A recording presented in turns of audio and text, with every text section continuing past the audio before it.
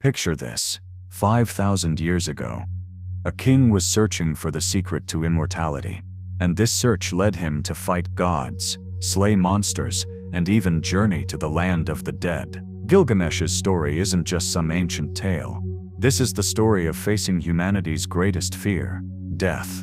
And tonight we're gonna dive deep into this legendary king's incredible journey together. This story isn't just some old legend. Modern archaeology has actually proven that Gilgamesh was real. He was the king of Uruk around 2700 BCE, and he really existed. And his quest for immortality, that's the universal story of all humanity, because every person has at some point wished for immortality, and Gilgamesh was the first hero to chase that dream. Our story kicks off in the city of Uruk, around 2700 BCE.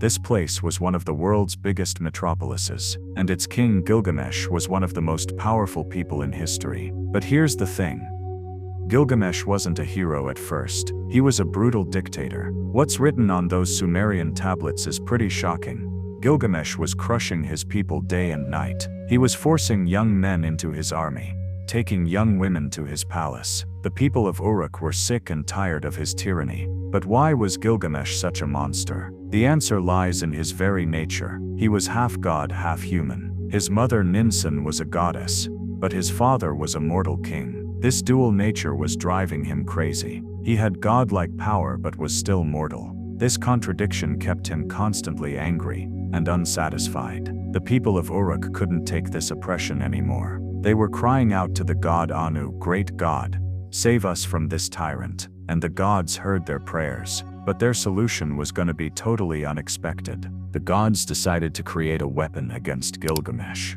But this weapon was going to be another human being. The goddess Aruru took clay in her hands and shaped a new creature. This being would be called Enkidu. Enkidu was the complete opposite of Gilgamesh. He was totally natural, far from civilization. A wild man. Enkidu's body was covered with hair. His hair was long like a woman's. He was naked, living with wild animals. He grazed with herds, drank water with them. Enkidu had become the shepherd's nightmare. He was breaking their traps, protecting animals, blocking hunters. The shepherds reported this to Gilgamesh. The king got curious about this mysterious creature. But catching Enkidu was gonna need a special plan, because he wasn't just some ordinary human. And this plan was about to completely change Enkidu's life. Gilgamesh came up with a really clever plan to capture Enkidu. He wasn't gonna catch him with force, but with magic. The centerpiece of the plan was a sacred prostitute named Shamhat. She worked at the temple of goddess Inanna. Shamhat's mission was simple but dangerous. Seduce Enkidu and draw him into civilization. Shamhat, use your beauty. Tempt this wild man and bring him out of his animal state. Teach him civilization. Shamhat bravely accepted this dangerous mission. She set an ambush where Enkidu came to drink water. And just as planned, Enkidu saw her. Enkidu was seeing a human woman for the first time in his life. He was mesmerized by Shamhat's beauty. For 7 days and 7 nights, they stayed together. During this time, Enkidu completely changed. Enkidu wasn't the same anymore. The wild animals rejected him, because he had become a civilized human. Shamhat taught him to eat bread, drink wine, and get dressed. Enkidu was experiencing what it meant to be human for the first time. But the real transformation would begin when he came to the city of Uruk. When Enkidu arrived in Uruk with Shamhat, the city folk welcomed him with curiosity. Who is this guy? He looks as strong as Gilgamesh. Maybe he's the one who'll stop him.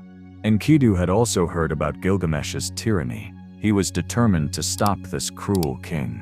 The encounter happened when Gilgamesh was forcibly disrupting a wedding ceremony. The king was trying to take the newly married bride to his palace. Enkidu stepped in his way. "Stop! This tyranny ends now. Stop oppressing your people." When Gilgamesh came face to face with this mysterious stranger, he was shocked. No one had ever challenged him like this. The battle between two titanic powers began. Both had superhuman strength. Their punches were as powerful as buildings. They were breaking doors, destroying walls, The city was shaking from the impact of their fight. The battle went on for hours. Neither could defeat the other. Finally, both collapsed from exhaustion. And at that moment something unexpected happened. When Gilgamesh and Enkidu collapsed to the ground, they looked into each other's eyes. And at that moment, both realized the same thing. They faced an equal power. Gilgamesh looked at Enkidu and smiled. You're like me, he said. Enkidu also smiled and replied, and you're as lonely as I am. This was the beginning of one of history's greatest friendships. The two men embraced each other. They were no longer enemies but brothers. Gilgamesh took Enkidu to his palace. He gave him the finest rooms, served him the best food. Enkidu also began changing Gilgamesh. He was teaching him to be fair to his people. Enkidu said true power isn't in crushing the weak but in protecting them. You're not a king, you're a servant of your people. For the first time, Gilgamesh was seeing a different perspective. Enkidu's wisdom had impressed him, but the real change would happen during their first adventure. After Gilgamesh and Enkidu became friends, Gilgamesh entered a new quest, immortal fame. He wanted to become a great hero who would go down in history. Gilgamesh said to Enkidu, "My friend, if we're gonna die living ordinary lives here, it's like we never lived at all. Come on, let's go on a great adventure." Gilgamesh's plan was dangerous. Go to the cedar forest and kill the terrible monster Humbaba. Humbaba was a horrific monster that god Enkidu had appointed as the forest's guardian. He was so powerful that his breath was fire, his voice like thunder. When Enkidu heard this plan, he freaked out. "My friend, I've seen Humbaba. He's death itself. Trying to kill him would be suicide." But Gilgamesh was determined. He would either become a great hero or die heroically. The two friends made great preparations. They took the most powerful weapons, made sacrifices to the gods. Gilgamesh's mother, goddess Ninsun, was worried about her son going on this dangerous journey. Ninsun said tearfully, "My son, why are you throwing yourself into this danger? You're already a king. What more do you need?" Gilgamesh's answer revealed the depths of his character. "Mother, I'm mortal, but my fame can be immortal." After a long and dangerous journey, Gilgamesh and Enkidu finally reached the cedar forest. The forest was incredibly beautiful. Giant cedar trees stretched to the heavens, with golden lights dancing between them. But this beauty was deceptive, because deep in the forest, Humbaba was lurking. On the first night, Gilgamesh had terrible dreams. In his dream he saw himself falling under a giant mountain. Then a great storm whipped and battered him. Enkidu interpreted these dreams. "My friend, these dreams are announcing our victory." But when morning came, they faced reality. Humbaba's voice echoed through the forest. "Who dared to enter my forest? Who challenges the protector of God Enkidu?" When the monster appeared, a terrifying sight unfolded. Humbaba was so huge that his head reached the clouds. His face was like a lion's head, his teeth like dragon teeth, his claws like eagle talons. His breath was fire, his eyes scattered death. Enkidu froze with fear. But Gilgamesh felt excitement instead of fear. "This is it. This is the victory that'll make me immortal." The greatest battle was about to begin. Gilgamesh and Enkidu fought Humbaba together. The monster breathed fire at them. The two heroes barely escaped. Then Humbaba tried to tear them apart with his giant claws. Gilgamesh cut off the claws with his sword. The battle went on for hours. Humbaba was so powerful that every step he took shook the forest. Trees were falling. Rocks were shattering. Gilgamesh and Enkidu had to use tactics to defeat the monster. While Enkidu distracted Humbaba, Gilgamesh attacked from behind. Finally, Gilgamesh's sword pierced Humbaba's heart. The monster fell to the ground with a terrible scream. The cedar forest fell silent. As Humbaba was dying, he said to Gilgamesh, "You killed me, but the price will be very heavy. The gods won't forgive you."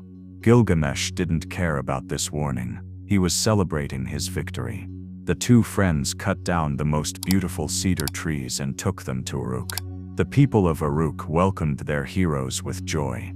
Gilgamesh was now a real hero, but Humbaba's cursed words would soon come true. After killing Humbaba, Gilgamesh's fame spread throughout the world. He was now a legendary hero. This fame also caught the attention of goddess Inanna. Inanna was the goddess of love and war. She had a thing for beautiful and powerful men, and Gilgamesh was her ideal type. One day, Inanna appeared before Gilgamesh. Inanna approached Gilgamesh with all her beauty. "Great hero, be my husband. I'll give you all my power, all my treasures. You'll have a place among the gods." This was an offer no mortal could refuse. But Gilgamesh gave a surprising answer.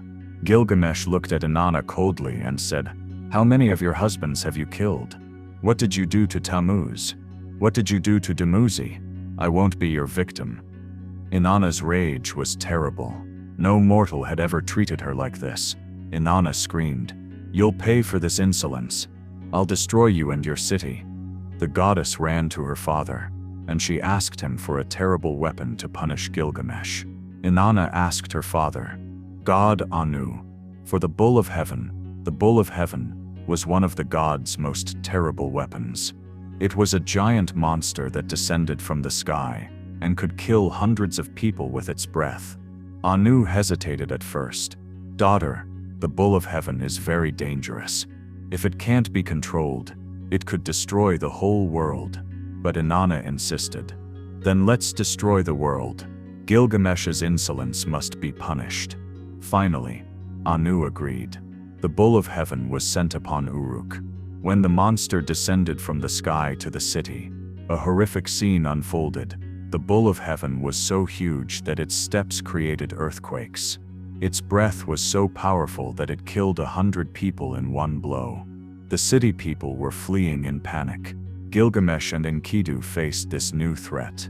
But this time their enemy wasn't just powerful, but also divine. The two friends were preparing for the toughest battle of their lives.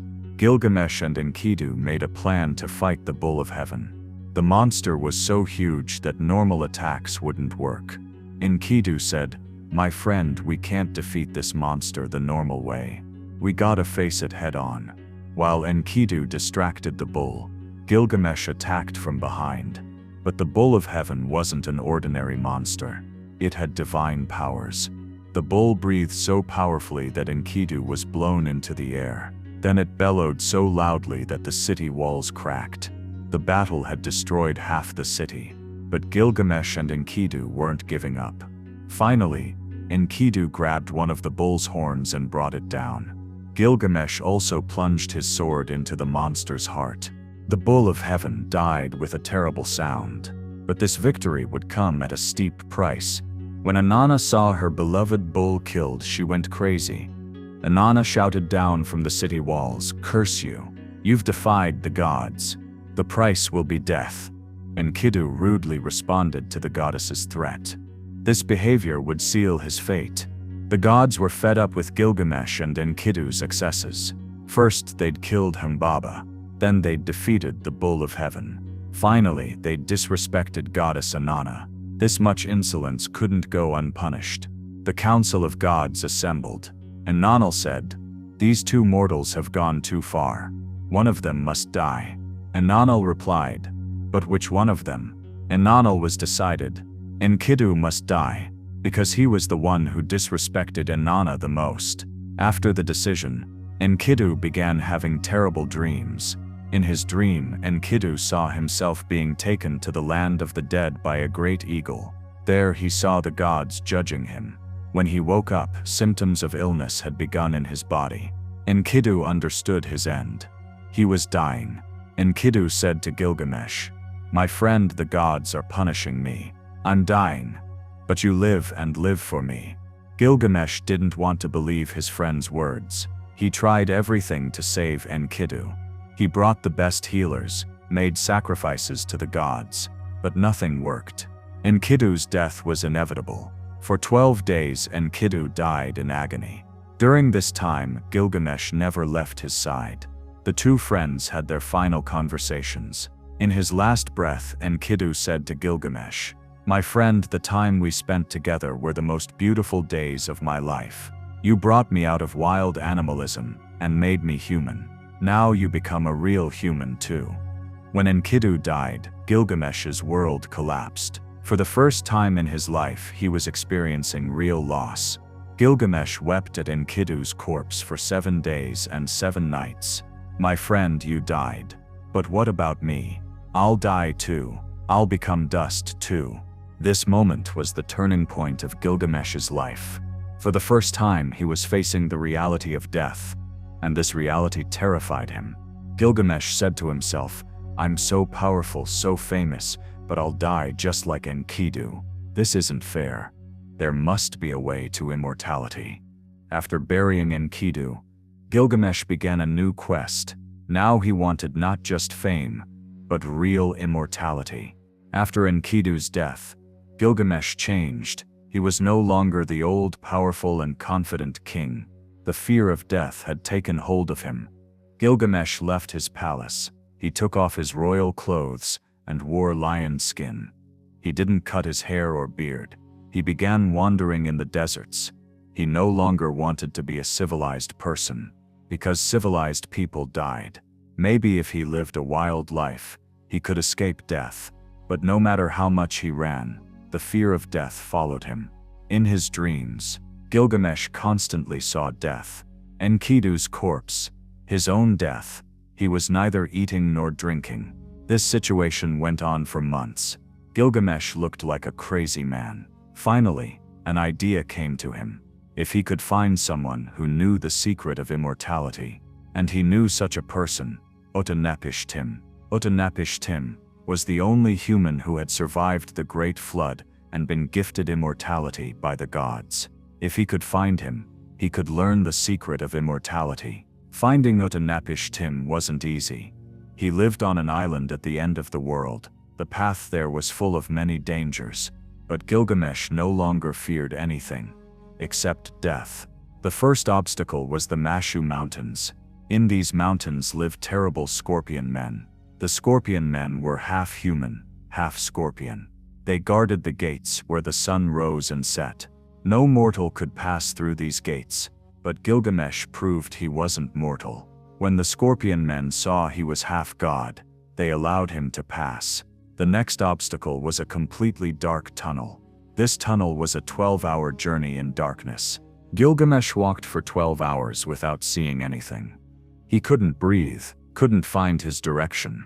But he didn't give up. When he finally emerged from the tunnel, he saw a magical garden. In this garden, everything was made of precious stones. Trees were lapis lazuli, fruits were rubies, leaves were emeralds. Gilgamesh paused at this magnificent sight. Maybe immortality was here, but in the garden there was a mysterious woman, Siduri, the wine goddess. When Siduri saw Gilgamesh's miserable state, she felt sorry. Siduri said, "Hero, why are you so miserable? Why are you torturing yourself? You can't escape death. Instead, enjoy life." But Gilgamesh didn't listen to Siduri's advice. He only asked how to reach Utnapishtim. Siduri showed him the final obstacle, the Sea of Death. The Sea of Death was a terrible ocean surrounding Utnapishtim's island. The waters of this sea were so poisonous that everything that touched them died. Siduri warned, "The only way to cross this sea is to find a boatman named Urshanabi, but he's a very moody man." Gilgamesh found Urshanabi, but their first meeting didn't go well. Out of impatience, Gilgamesh broke the boatman's magical items. Urshanabi said angrily, "Fool, you broke my sacred items. Now I can't take you across." But Gilgamesh told him his story. Urshanabi was moved by this tragic tale. Urshanabi said, "All right, I'll take you across, but I have conditions. You must never touch the poisonous water." After a long and dangerous journey, they finally reached Utnapishtim's island, and Gilgamesh met the only human who knew the secret of immortality. Utnapishtim wasn't what Gilgamesh expected. He was an old, ordinary-looking man. Immortality didn't seem to have given him any special power. Gilgamesh asked in surprise, "Are you Utnapishtim, the immortal one? But you're no different from me." Utnapishtim smiled and replied, "Yes, I'm ordinary. Immortality didn't change me. Gilgamesh begged to learn the secret of immortality. Utnapishtim tried to explain what a curse immortality was. Utnapishtim said, "Immortality is watching your loved ones die. I saw my wife, my children, my friends die, and I was left alone forever." But Gilgamesh wasn't listening to these warnings. He only wanted immortality. Finally, Utnapishtim decided to give him a chance. But this wouldn't be an easy test. Utnapishtim gave Gilgamesh the first test. Utnapishtim said, "You want immortality? Then first, defeat sleep, death's brother. Stay awake for 7 days and 7 nights." This was a logical test. If he couldn't overcome sleep, how could he overcome death? Gilgamesh began the test. The first day was easy. The second day got a bit harder.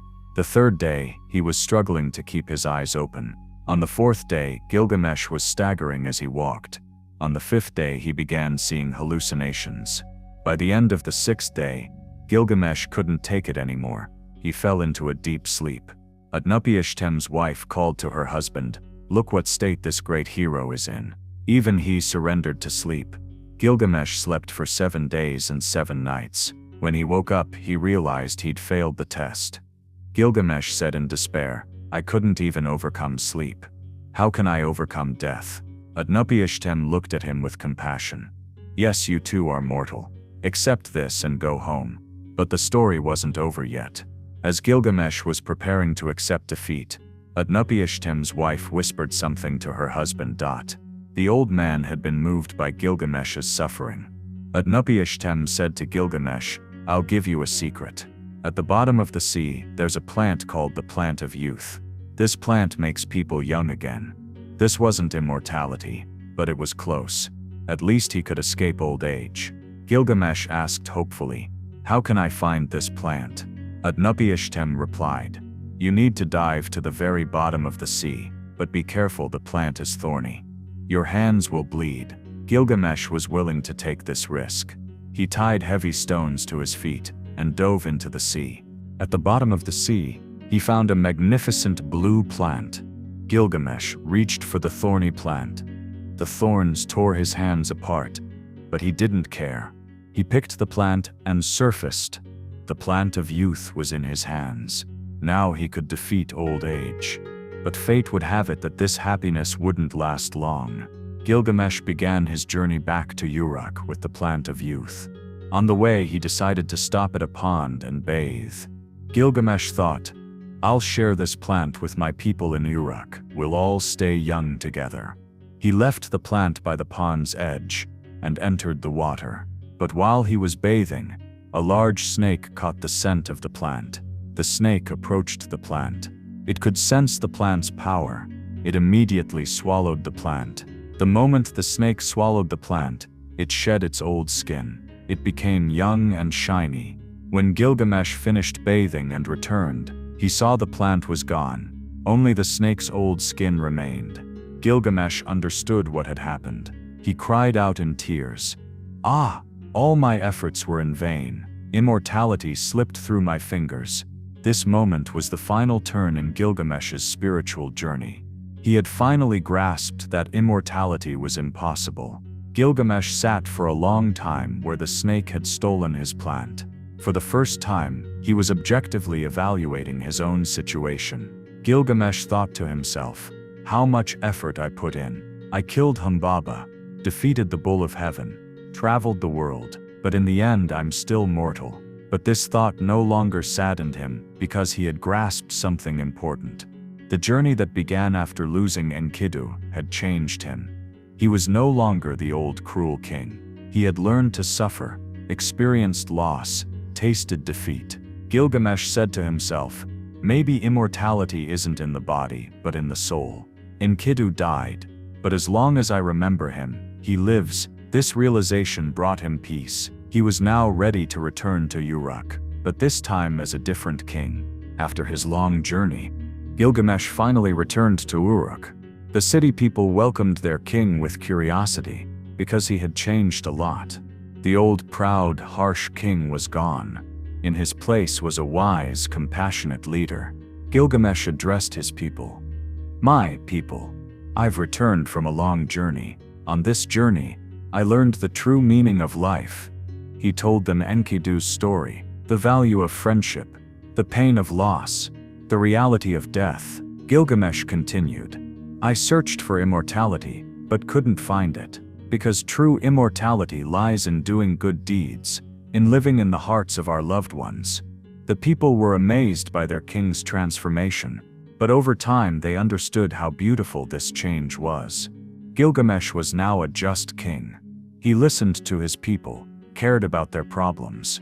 He beautified the city, made laws, protected the poor, and Gilgamesh's fame was now heard not for his power, but for his wisdom. In Uruk, Gilgamesh had a magnificent monument built for Enkidu. This monument wasn't just a tombstone. It was a symbol of the immortality of friendship and love. The monument read, "Here lives the spirit of Enkidu. He turned me from a savage king into a wise leader. His love is my immortality." Every year on the anniversary of Enkidu's death, Gilgamesh went to the monument. There he talked with his friend. Gilgamesh would say, "My friend, I no longer fear death, because you taught me that love is stronger than death." This ritual became important for the people of Uruk too. They also learned to remember their loved ones this way. Death was no longer seen as a terrible end, but as a new beginning. Gilgamesh's final years were full of wisdom. He was sharing the lessons he'd learned on his journey with his people. Gilgamesh taught, "True power isn't in crushing the powerless, but in protecting them. True victory isn't defeating enemies, but conquering your own fears." These teachings became a philosophy. Young kings came to Gilgamesh's palace to learn from him. A young king asked, "Wise king, what's the most important thing in life?" Gilgamesh replied, "Love and friendship, because these continue to live even after death." Gilgamesh's palace became a center of wisdom. Philosophers, poets, scholars gathered there, and Gilgamesh's story began to be passed down from generation to generation. Gilgamesh wanted his story to be written down. Gilgamesh said to the scribes, "Write this story. Let future generations learn from my mistakes, and let them understand the value of friendship." This became history's first great literary work. The story was written on cuneiform tablets. Copies were made. It was translated into various languages. The story of Gilgamesh spread from Mesopotamia throughout the ancient world. Hittite, Hurrian, Akkadian versions were made. Each society added elements from their own culture to the story, but the basic message remained the same. Friendship is stronger than death. This story was the most popular work of the ancient world, and when it was rediscovered in modern times, its impact continued. In the 1800s, great archaeological work began in Mesopotamia. British archaeologist George Smith found thousands of tablets in Nineveh, and among these tablets, a shocking discovery was made. In 1872, Smith was shocked while reading a tablet. This tablet contained a story very similar to the flood story in the Bible, but this story was much older. This tablet was part of the Epic of Gilgamesh. Smith's discovery changed world history, because this was modern humanity's first serious encounter with ancient Mesopotamia. The stories on the tablets were so vivid, they seemed like they were written yesterday. Gilgamesh's pain, Enkidu's death, the quest for immortality, all were universal emotions. The discovery created great controversy, because these stories were much older than the Bible. This showed the influence of ancient Mesopotamia on modern religions. Why is the Epic of Gilgamesh still moving after 4,000 years? The answer lies in the universal themes in the story. Friendship. The friendship of Gilgamesh and Enkidu is the most beautiful friendship story of all time. Loss. The pain of losing a loved one is an experience every human goes through. Fear of death. The quest for immortality is every human's secret desire. Change. The transformation from cruel king to wise leader is a perfect example of character development. These themes are so universal that people from every culture can find themselves in the story. Modern psychology explains why these stories are effective. According to Carl Jung, these are archetypes, minus symbols of all humanity's collective unconscious. According to Sigmund Freud, these stories reflect basic human drives. Modern readers see themselves in Gilgamesh, because even after 4,000 years, human nature has remained the same. Gilgamesh's influence didn't just stay in literature. Modern popular culture has drawn plenty of inspiration from this story. Superhero stories, Batman, Superman, Spider-Man, they all show traces of Gilgamesh. Like Gilgamesh, they experience loss. Like Gilgamesh, they learn the limits of their powers. Like Gilgamesh, they form friendships. Hollywood movies, Lord of the Rings, Star Wars, The Matrix. The hero's journey template comes from Gilgamesh. The mentor figure Gandalf, Obi-Wan resembles Utnapishtim. Dual character friendship, Frodo Sam, Luke Han is inspired by Gilgamesh Enkidu. Video games Final Fantasy, The Legend of Zelda, God of War. Quest structure comes from Gilgamesh's journey. Boss fights are like Humbaba and Bull of Heaven battles. Character development is like Gilgamesh's transformation. Modern creators, whether they realize it or not, keep retelling this 4,000-year-old story. Modern archaeology has proven that Gilgamesh actually lived. The Sumerian king list mentions Gilgamesh's name. Gilgamesh, demigod, ruled Uruk for 126 years. The ruins of the city of Uruk have been found, and these ruins match the city described in the epic. The foundations of Gilgamesh's palace have been uncovered by archaeologists. Most surprisingly, the geographical locations mentioned in the epic are real. The Cedar Forest, Mount Mashu, even Stapishtim's Island, they're all actual locations. But of course, the fantastic elements in the story, Humbaba, Bull of Heaven, aren't real. These are mythological versions of real events. Humbaba might have been a real enemy king or barbarian leader. The Bull of Heaven might have represented a natural disaster, earthquake, storm. Enkidu was probably a real friend or brother. So the story is 70% real, 30% mythology mix. This makes it even more moving, because it's built on real pain, real friendship, real loss. As we come to the end of Gilgamesh's story, we need to answer an important question. Did he find immortality? Answer, yes, but not the way he expected. Gilgamesh couldn't find bodily immortality, but he found immortality of the soul. His story has been told for 4,000 years. His name continues to live in history. The lessons he gave continue to influence generations. Isn't this real immortality?